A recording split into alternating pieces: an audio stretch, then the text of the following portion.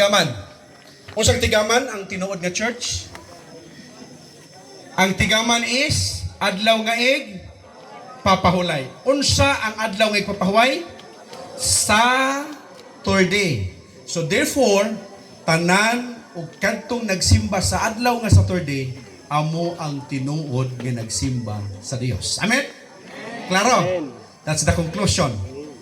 So kung nagsimba ka hin Sunday, waray ka nakatuman o nagasunod sa ginsuguhan Dios. Klaro? Naintindihan?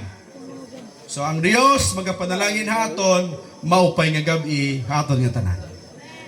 Amen. Claro.